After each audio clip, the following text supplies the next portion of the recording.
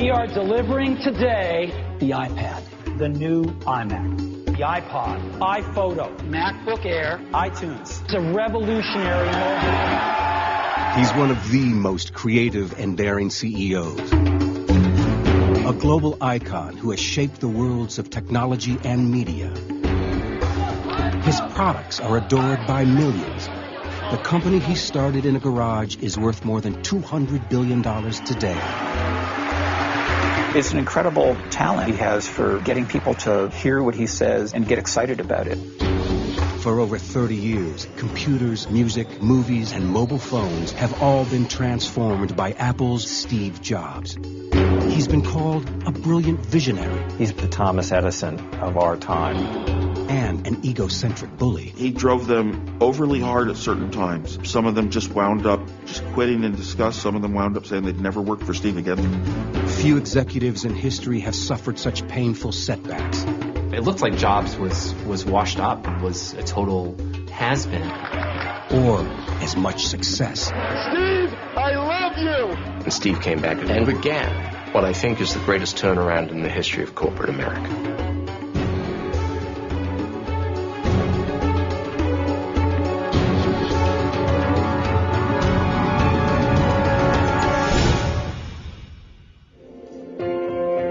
One of the challenges of understanding Steve Jobs is that he has a different operating system from mere mortals.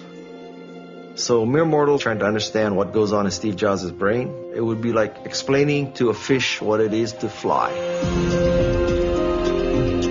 Yeah, he's a fascinating bundle of contradictions. So influential, yet so secretive.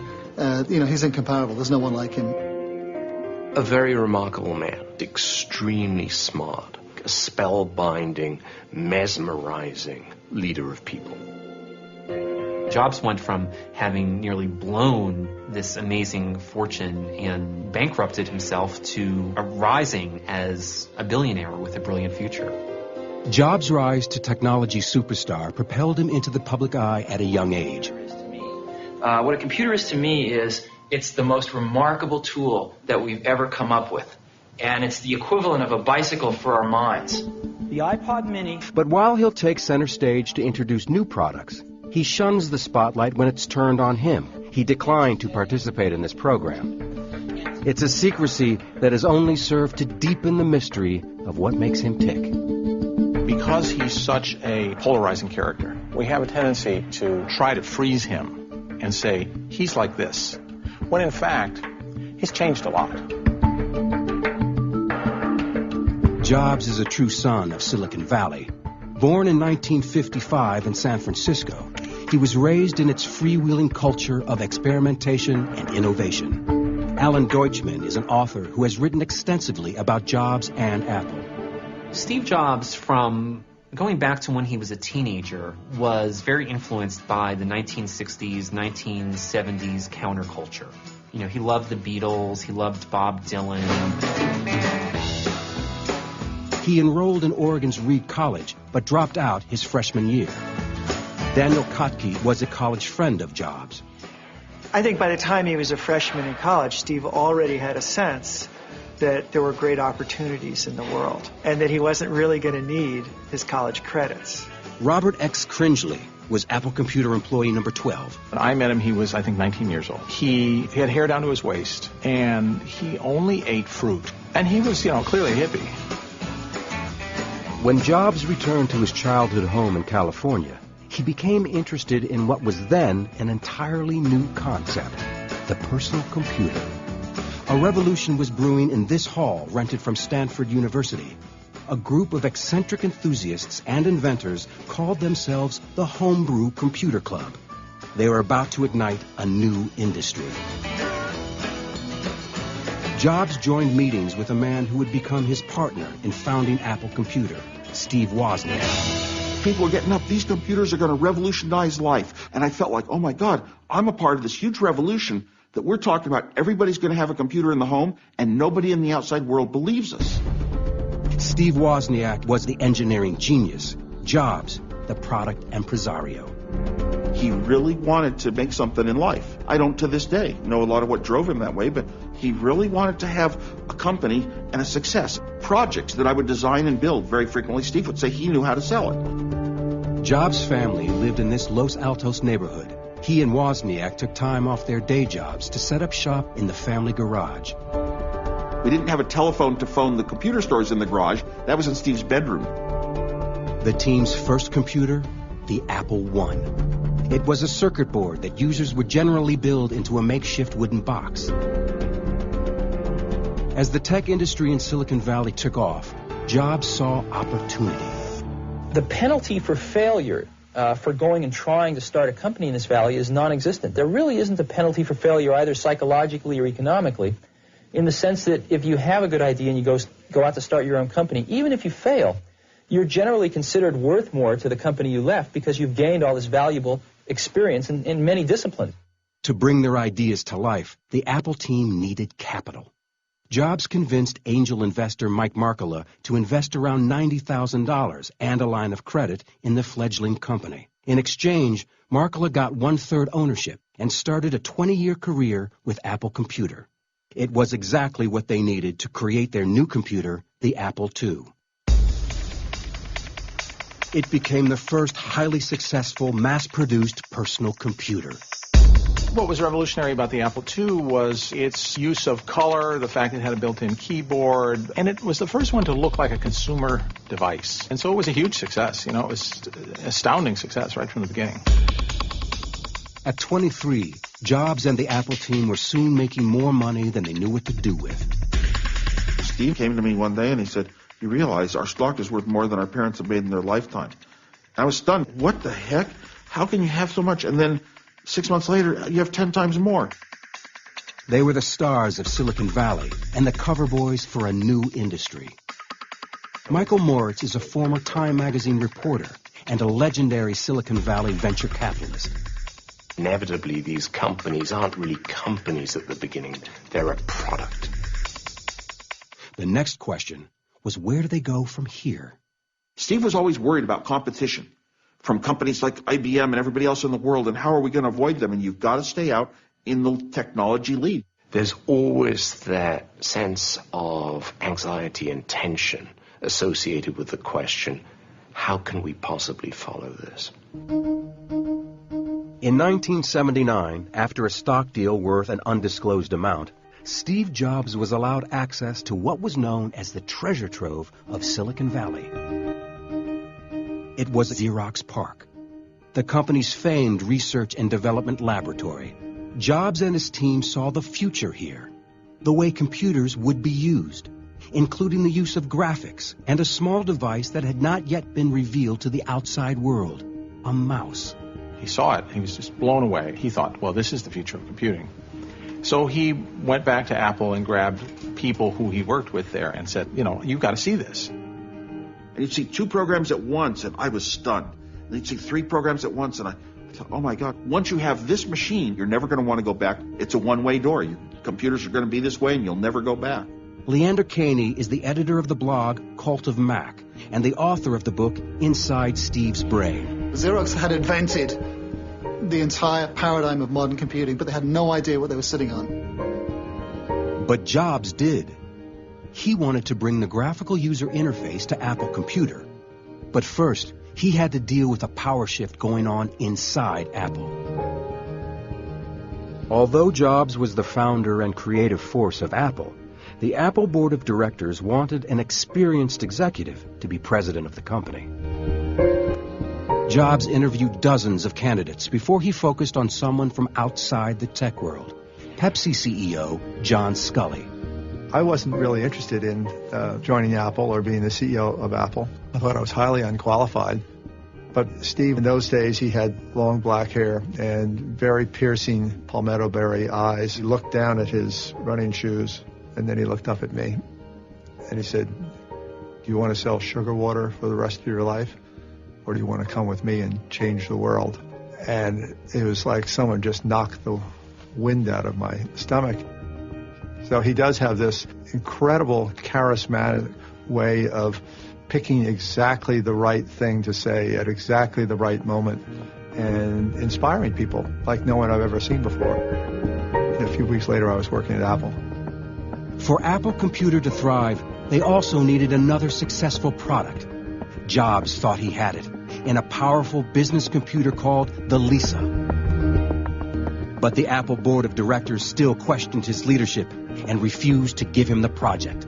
Steve expected it to be his. You know, it's his idea. We're going to do it. It's going to be mine. And they said, no, don't think so.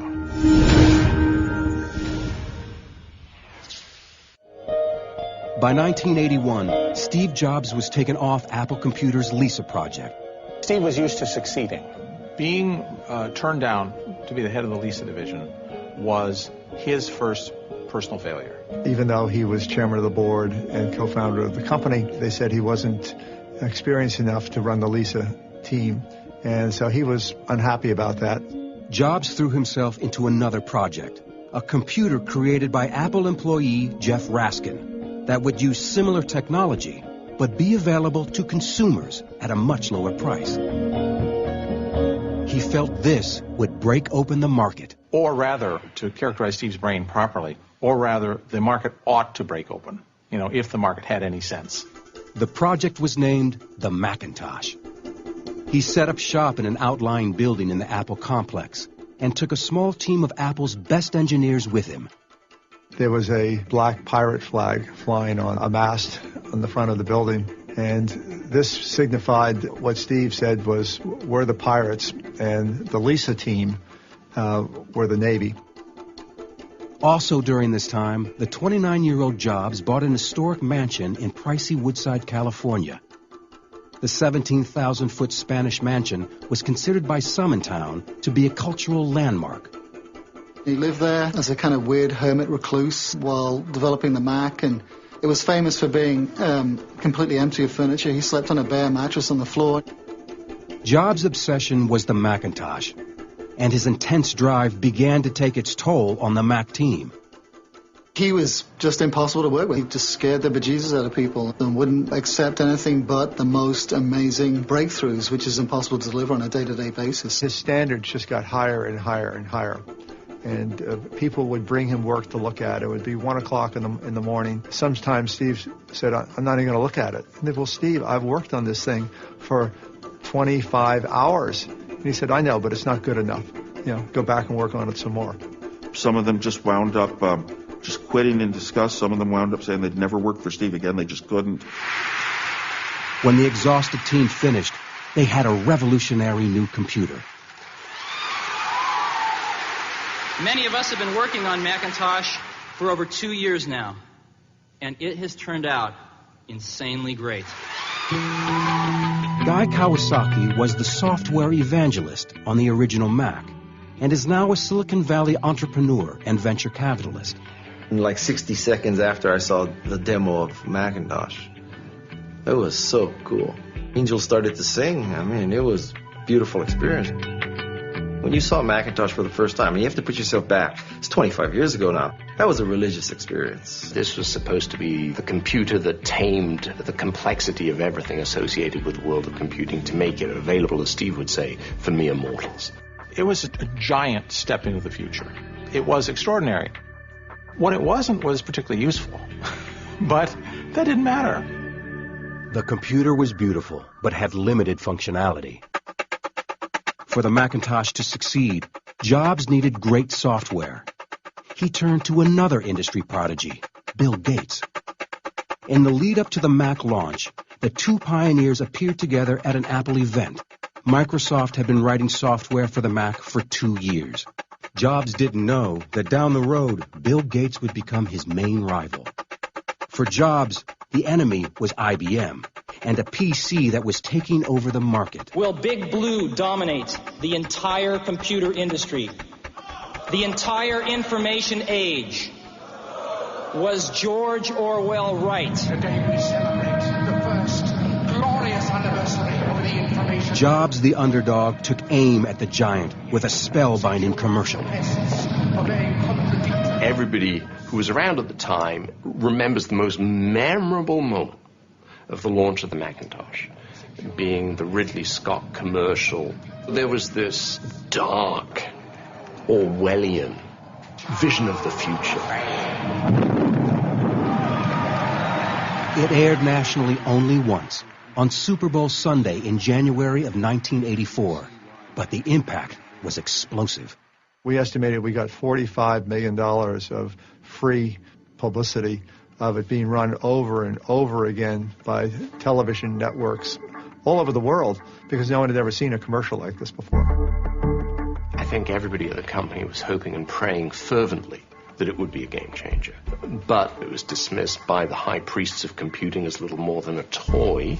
And I think the sentiment within a year or so of the launch had turned very negative about Apple and its future.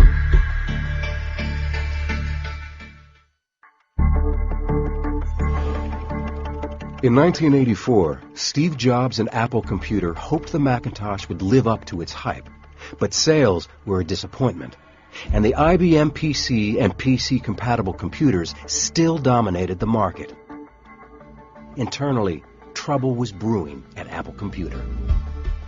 He ran amok at Apple. He cost the company a lot of money. So Steve was considered to be wasteful. He was considered to be self-indulgent. He was the largest shareholder, but also a kind of a brat. The thinking was, well, Macintosh had not penetrated business. We need a more mature leadership, some adult supervision to run the company. Tension in the company rose as an internal power struggle threatened to tear it apart. I said, Steve, we're a public company, and I have to tell the board where we are in terms of inventory, in terms of sales performance, and we're in trouble. And the trouble is in the Macintosh division. And he said, I don't believe you're going to do that. I don't think you have the nerve to do that. When he had reached the point where he identified Scully as a rival, he decided he had to take Scully out. So he engineered a boardroom confrontation where it's him or me. And much to Steve's surprise, the board sided with Scully. They said, Steve, we want your assurance that you're not going to leave Apple and take other people with us. We've heard rumors of that. And he said, no, absolutely not. And then the next day, Steve took 5 key managers and the board fired him. The knee-jerk reaction of conventional people is to elbow what they see as disruptive forces aside. And Steve, the co-founder of Apple, was unchivalrously ushered to the exit.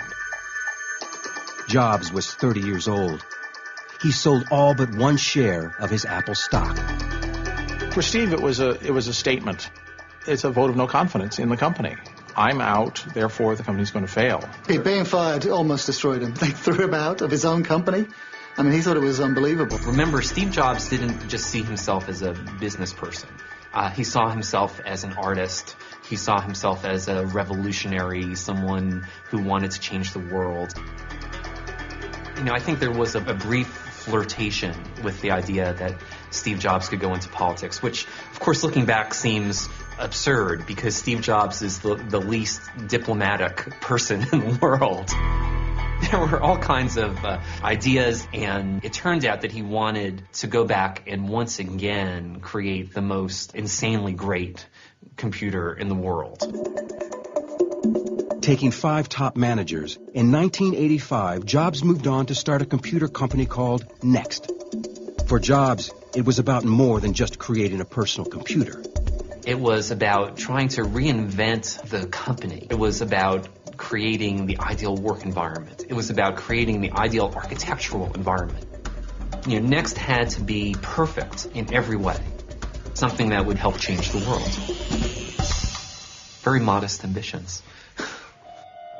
The product was powerful inside and out. A highly designed example of Jobs' perfectionism.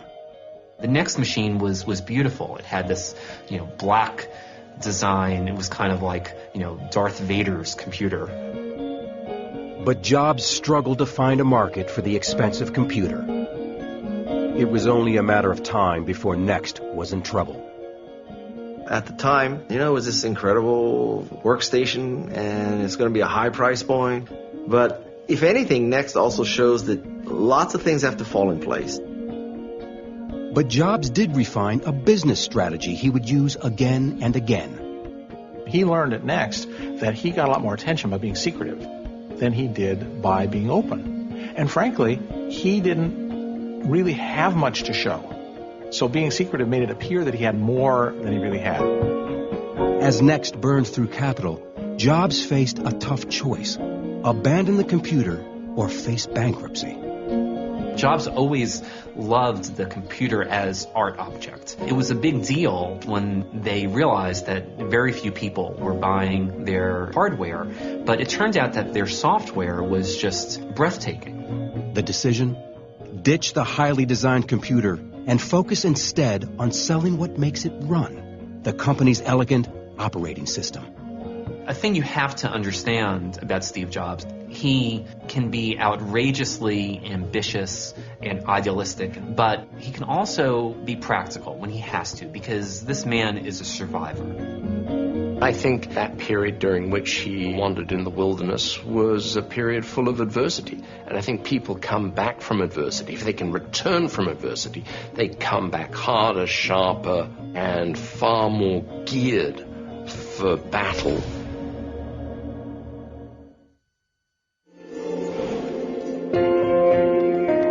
In a 2005 commencement address at Stanford University, Steve Jobs revealed for the first time some personal details about his early life. My biological mother was a young, unwed graduate student, and she decided to put me up for adoption. She felt very strongly that I should be adopted by college graduates. My biological mother found out later that my mother had never graduated from college and that my father had never graduated from high school. She refused to sign the final adoption papers. She only relented a few months later when my parents promised that I would go to college. This was the start in my life. He was raised by parents who adopted him. They were blue-collar, salt-of-the-earth people. They were good parents, but they weren't intellectuals. They weren't artists. They weren't creative geniuses. And Steve Jobs knew from early on that he was different.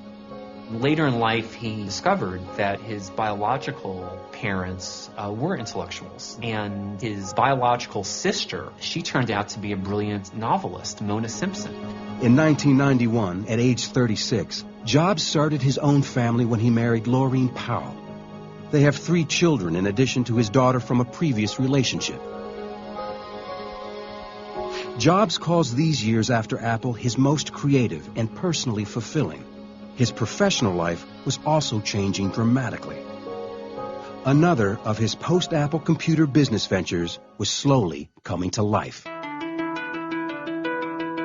Right after his ouster from Apple, Jobs bought a company from Lucasfilms that would become a household name. This little animation company called Pixar. He'd always sort of admired Hollywood, from afar. Oh, I'd like to be a part of that somehow. They hired an animator from Disney named John Lasseter, and they started making these very amusing 1-2 minute films. It was kind of like a demo. Well, it turns out that the films were wonderful, and not just from a technical standpoint, but creatively. In fact, the Pixar team had much bigger ambitions. The creation of a full-length, fully computer-animated feature film. Their technology was now powerful enough to make it a possibility, and Hollywood was interested. Pixar made a deal with Disney to work together to make Toy Story. I actually had made the deal with him at the time. This is a gutsy guy. He came into the movie business. His instincts were impeccable. Put his money up, his own personal money. He was on the line. In the decade after he left Apple, Steve Jobs nearly spent through his entire fortune. He nearly blew it all on both Next and Pixar, 2 struggling startups that were just losing money at an alarming rate. In 1995, Jobs' investment in Pixar was about to pay off in a big way. Toy Story, Pixar's first feature film, was a blockbuster. I am Buzz Lightyear. I come in peace. Oh, I'm so glad you're not a dinosaur. It earned $356 million worldwide and became 1995's highest-grossing U.S. movie. Pixar, which really created probably the most successful genre in the movie business today, which is CG animation. It was an enormous success, and based on the incredible performance of Toy Story, Pixar was able to go public, which wound up making Steve Jobs a billionaire. It had been 10 years since he'd been fired from Apple, and the drama and turmoil at the company continued to get worse. In a 1996 interview for the PBS series Triumph of the Nerds, Jobs' wounds were still apparent. He destroyed everything I'd spent 10 years working for, starting with me. Today, in a surprising admission, John Sculley looks back on the Apple Board of Directors' decision to oust Jobs. In hindsight, I think they made the wrong choice. You know, they should have chosen Steve. The talent that Steve has is so extraordinary. We should have figured out how to work with it. Scully's replacement, Michael Spindler, was also gone, and a third CEO, Gil Amelio, was struggling to keep the company afloat. Apple Computer was out of ideas and desperate. After Steve left the company, it lost its compass, lost its mission. It lost its founding spirit. Its products got old and stale. And during that whole period, Microsoft had gotten stronger and stronger. Computers running Windows accounted for nearly 80% of the market. Apple's market share could not break 11%. And their ousted co-founder was sitting on an operating system that could save them. This is why they ended up going back to Jobs, because they wanted Next's operating system. It's like the secret sauce. It's their springboard into all the future products. In an ironic and stunning turn of events, Apple Computer bought Next for over $400 million. We're going to be building our next generation operating system on Next technology. Selling Next to Apple, well, that's sheer genius. You just have to say, wow. Gil was sort of a victim of the time, you know. The board made a change again. Steve Jobs returned to the company he helped create and became interim CEO. And so there began what I think is the greatest turnaround in the history of corporate America.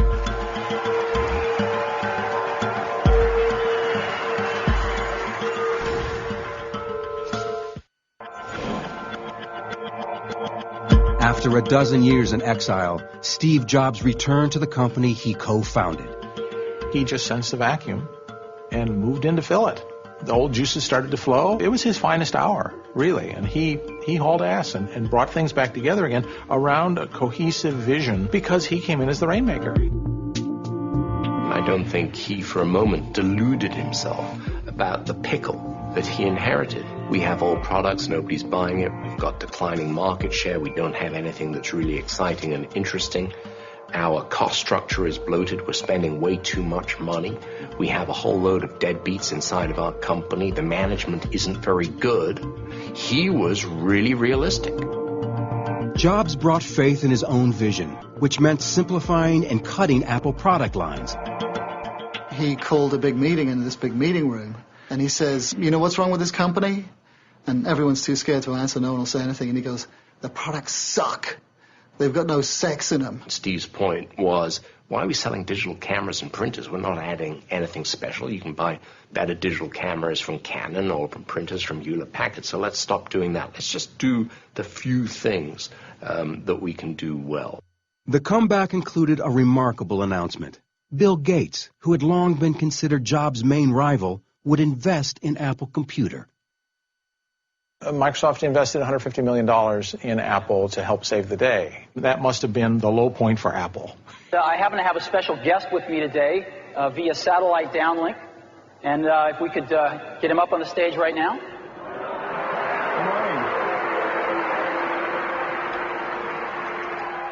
We're very excited about the new release we're building. This is called Mac Office 98. We do expect to get it out by the end of this year.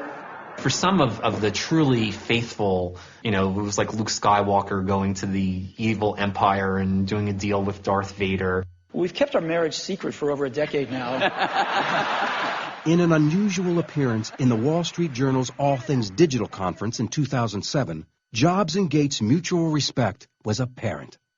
there were too many people at Apple and in the Apple ecosystem playing the game of, for Apple to win, Microsoft has to lose. And it was clear that you didn't have to play that game, because Apple wasn't going to beat Microsoft. Apple didn't have to beat Microsoft. Apple had to remember who Apple was, because it had forgotten who Apple was. Once back at Apple, Jobs' characteristic flair for marketing came back in full force. Ken Siegel worked with Jobs on a breakthrough advertising campaign that defined their new direction. Here's to the crazy ones, the misfits, the rebels, the troublemakers, the round pegs in the square holes. You're looking for that thing that could crystallize what's different about Apple. Ideas are flying back and forth. Because the people who are crazy enough to think they can change the world are the ones who do. I think at some point, the words think different appeared, and suddenly they were like, that's kind of magical. That strikes a chord. Think different became the line that launched Apple's rebirth. Steve was aware of every detail. I mean, literally every word, every image, working with different companies, working with, Intel, Dell, IBM, companies like that. You don't get that sense. I mean, the top guy in one of those companies is not going to know about the third paragraph of copy in the ad that's running in Newsweek that week. Steve did. One of the reasons why I thought the words were so perfect is I think you literally could have hung a sign that said think different in the garage when Wozniak and Jobs created their company. It would have been appropriate then, as it is today. And I always thought that advertising campaign really wasn't directed to the general public. It was really aimed at the people inside of Apple Computer. And it was think different. Let's not do what everybody else is doing. Let's not mimic Microsoft. Let's not chase IBM. The only way we're going to carve out a special place for our company is to think different and express that in our products.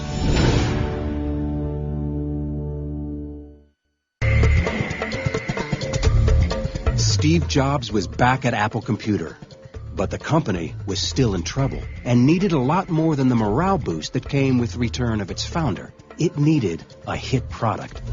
Jobs turned to industrial designer Jonathan Ive, who in this rare interview with the BBC talked about how he redesigned what had become a boring beige box. A lot of people at that point in time were nervous around computers, around technology. So a clear goal was, how we could make the product accessible, not intimidating. How we could make it just so simple to use. As creative director at the advertising agency Chiat Day, Ken Siegel was one of the first to see the mysterious new product. We knew that something was coming and that it would be very special. So, one day the team went up there and we sat in a room and there was this thing sitting on the table under a gray, cloth of some sort. And, a little introduction, and here it is. There was a kind of a gasp from around the room because keep in mind that no computer had ever looked anything like that. It was transparent. You could see the guts of it. It looked like it came out of the Jetsons or something. The iMac was an astounding success. The thing was the biggest selling computer of all time, 6 million units sold, and it really sort of set the stage for Apple's comeback. If that hadn't been a hit, Apple and Steve Jobs would be history. It gave them enough money and enough momentum, to start coming out with other products. Slowly, Apple's fortunes began to change. The wins at the beginning aren't big wins, they're small wins. It's just, at the beginning, it's stopping the decline. When you start going sideways as opposed to continuing the decline, that's a bit of a victory. In an era of product research, Steve Jobs is a one-man focus group. They do zero marketing. Zero. Zippo. There's a famous Henry Ford quote, if he had asked people what they wanted, he would have built them a faster horse. A lot of companies try to figure out what people want and then build that, and Apple doesn't do that. He doesn't listen to his customers at all. That's the last person he's going to listen to. They're knuckleheads. They haven't got a clue what they want because they've never seen it. He's inventing this stuff before anyone's seen anything like it. In 2000, Jobs dropped the interim title and became permanent CEO of Apple Computer. Soon after, he saw the future, and it was not a personal computer. This is the best thing I think we've ever done. In October 2001, Jobs unveiled something that even for Apple was groundbreaking. The iPod went from concept to market in about 8 months. But the iPod itself was only one part of a much bigger plan. I think the genius of the iPod was iTunes, not iPod. Jobs was going after a music business under siege by piracy and file sharing. The introduction of Napster and things that came after Napster is pretty much can be looked at as the tipping point when revenues started to fall. Larry Kenswell and other music executives were called up to Apple's Cupertino offices to negotiate terms that would define the future of the music industry. The negotiation was classic Steve Jobs. He simply said, if I can't sell it for 99 cents on my store, I am not selling it. That's it. No discussion. The music industry had few other options. In business, you're used to a lot of give and take. That's not Apple's way. Apple's way is they get what they want. It seemed like a good deal at the time, until iTunes became available on Windows as well as Macs. The record industry then realized just who had a bigger hit. A complete monopoly of retail online. Both Apple and the music business have come out ahead because of Apple's entry. But Apple has made a whole lot more money because they're selling hardware for hundreds of dollars, and the music business is selling 99-cent products. Since they were unveiled in October of 2001, over 250 million iPods have been sold. Tony Saganagi is Senior Research Analyst at Sanford C. Bernstein & Company. Starting in 2003, 2004, we started to see real volumes in the iPod. That was really when Wall Street, the stock price, started to move. The company started growing again, started innovating again. On May 15, 2001, Jobs unveiled an entirely new way to bring his products to consumers. And they, behind the scenes, for 9 months, built a series of prototype stores until they figured out the format they wanted. The Apple stores began to show staggering success. We had 26 million visitors during the holiday quarter in our retail stores. I mean, think about it. This is more people than live in any state in our union but California.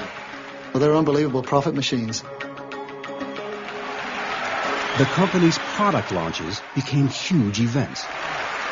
Anticipation and speculation grew to a fever pitch with every new product, much of it due to the showmanship of its leader. Good morning and welcome to Macworld.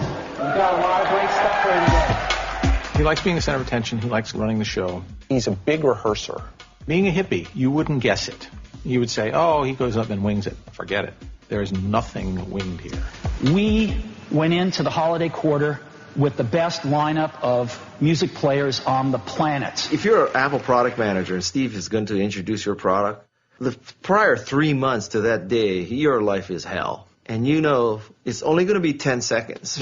But at 10 seconds, you're going to sweat blood for those 10 seconds. It's the new iPod. It's a perfect match because he's a showman who can really introduce a product, and he has great products to introduce. You can be a great showman and have a piece of crap and fail. You could also have a great product and be a lousy show person and also fail. He's both. He's got the engineering behind him, and he's got the ability to do it. We believe that the personal computer is undergoing a rapid evolution to be the center of our digital lives, and we have never been more excited about this stuff. Jobs' signature approach is known as the reality distortion field. You just want to believe everything the man says. It's an incredible talent he has for getting people to hear what he says and get excited about it. The reality distortion field is when he's in this sort of Svengali role where he says, and it only costs $1,800, and people applaud. And when they get home, they say, yeah, but the computer that I have now costs $900. Why is it good that it only costs $1,800? And worse still, why did I buy one on the way out? You're not talking about numbers. You're not talking about, anything rational. You're talking about emotion. In the summer of 2004, Apple Computer was thriving, but its leader was not. Just over a month after he appeared on stage at this Apple event, Jobs sent a shocking email to his employees. He revealed he had been diagnosed with what he said was a treatable form of pancreatic cancer. He wrote that he underwent successful surgery for the deadly disease and expected a full recovery. When he returned to work a month later, questions remained about what his mysterious illness would mean for Apple's future.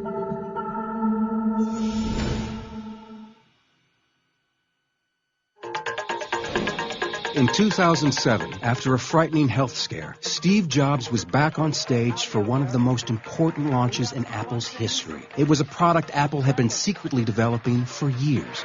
It's a revolutionary mobile phone. iPhone, who would have thought, huh? Somebody had said to me, Apple's going to just take over the smartphone segment, and it's going to do it with a phone that, 20% of the time is going to drop your call, and it's never going to last a day. I would have said, wow, you've got to be kidding me. They did it. There was so much buzz about that. That was estimated to be worth $400 million. That's all you could read about from October through to January. But there wasn't a goat farmer in Afghanistan that hadn't heard about the iPhone. Steve, I love you! No one had any idea that Apple was going to change the game in the way that it did once again with the iPhone. It was far more than a phone. This is handheld computing. In the midst of all the success, Jobs had to handle a federal investigation regarding irregularities in granting stock options.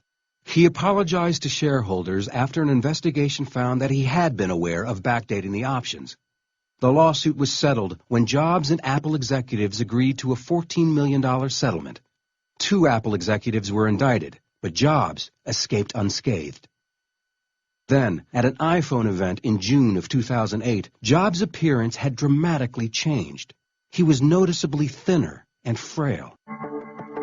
Speculation spread that the cancer he was treated for 4 years earlier had returned.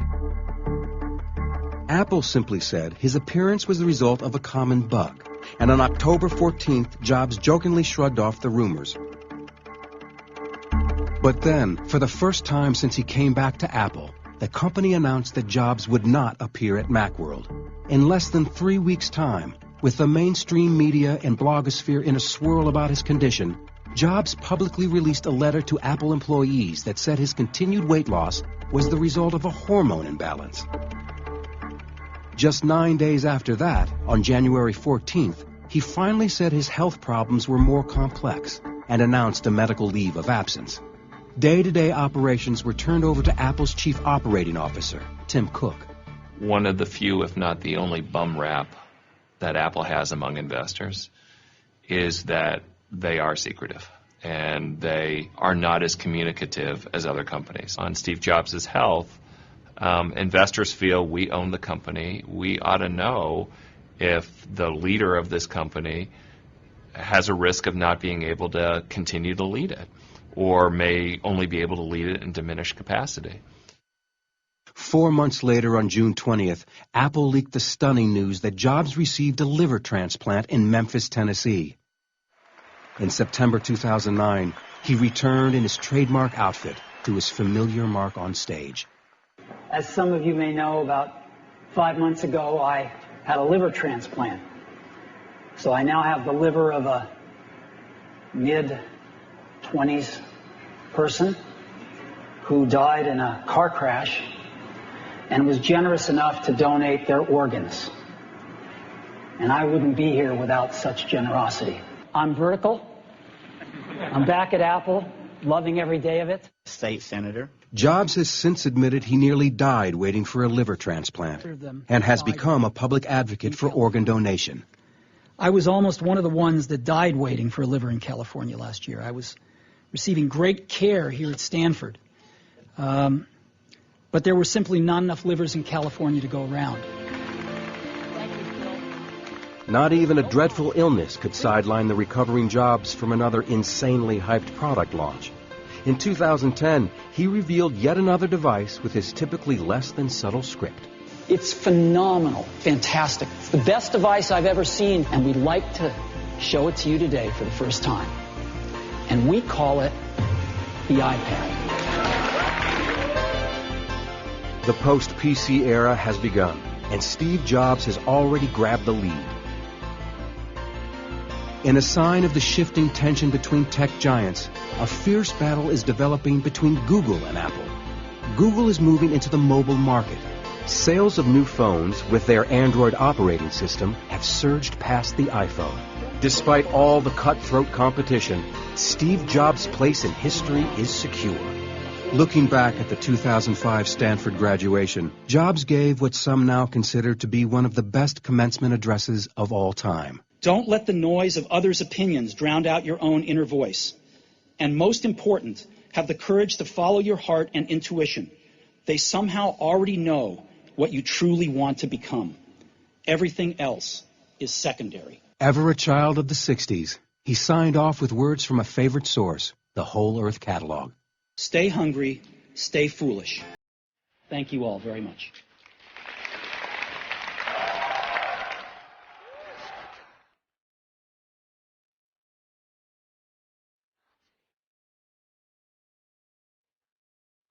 Steve Jobs today has reinvented music.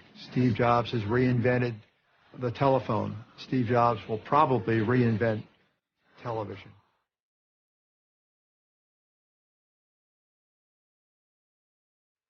And you could say, well, what's the big deal?